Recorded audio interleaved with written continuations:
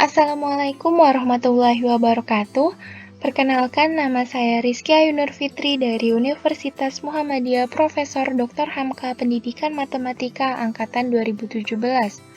Video ini saya buat untuk memenuhi tugas mata kuliah yang saya ambil, yaitu fungsi peubah kompleks, yang diampu oleh Bapak Trisna Roy Pradipta. Kami menggunakan buku Fungsi Peubah Kompleks dari Bapak Kadir MPD. Untuk mempersingkat waktunya, mari langsung saja kita ke materinya. Yang pertama ada teorema 4.7.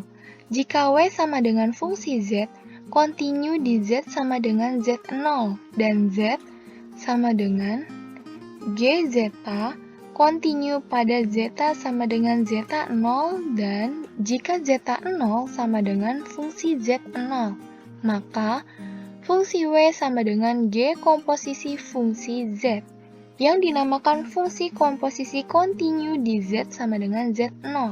Intinya, teorema 4.7 ini membahas tentang fungsi komposisi kontinu.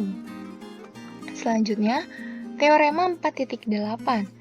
Jika fungsi Z kontinu dalam suatu daerah tertutup, maka ia terbatas pada daerah tersebut, yaitu terdapat konstanta M sehingga nilai mutlak fungsi Z kurang dari M untuk semua titik Z pada daerah tersebut.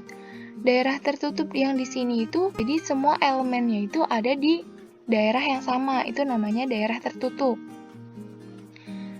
Nah, selanjutnya, ada teorema 4.9. Jika fungsi Z kontinu dalam suatu daerah, maka bagian real dan hayal dari fungsi Z juga kontinu dalam daerah tersebut.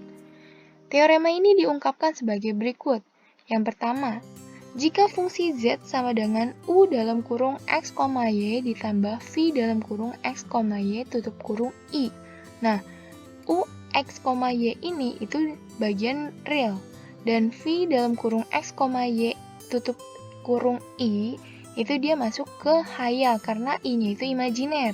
Nah, yang kedua, jika fungsi Z terdefinisi pada setiap titik pada domain R. Yang ketiga, jika Z0 sama dengan X0 ditambah Y0I adalah titik di dalam R. Nah, ada pembuktiannya. Akan dibuktikan limit Z mendekati Z0, fungsi Z sama dengan fungsi Z0, bila dan hanya bila limit X, Y mendekati X0, Y0. Di sini U dalam kurung X, Y tutup kurung sama dengan U dalam kurung X0, Y0. Kenapa di sini X0, Y0? Karena di sini awalnya X, Y mendekati X0, Y0. Jadi yang awalnya X, Y, maka dia jadi X0, Y0. X-nya disubstitusi gitu. Nah, hal ini berlaku untuk si V. V-nya itu sama, X dari X, Y mendekati X0, Y0. Maka awalnya V X, Y menjadi V X0, Y0. Hal ini sudah dibuktikan pada teorema 4.1.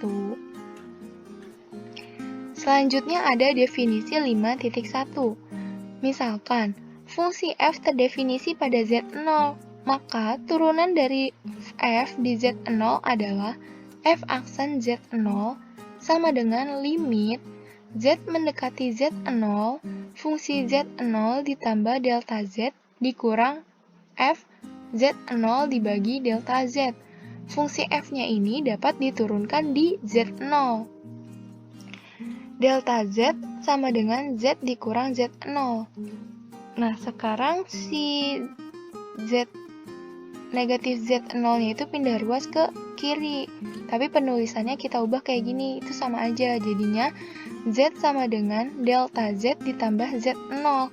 Maka didapat F aksen Z0, rumus yang ini nih, sama dengan limit Z mendekati Z0. Awalnya F Z0 ditambah delta Z. Nah, kita lihat di sini. Z0 ditambah delta Z itu kan Z. Berarti di sini kita ubah F dalam kurung Z dikurang F Z0 dibagi delta Z.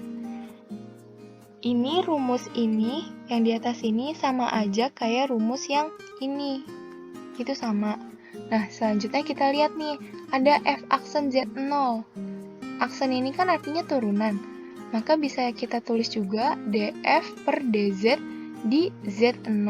Artinya sama aja turunan di Z0. Ya, sekian presentasi dari saya. Kurang lebihnya mohon maaf. Wassalamualaikum warahmatullahi wabarakatuh.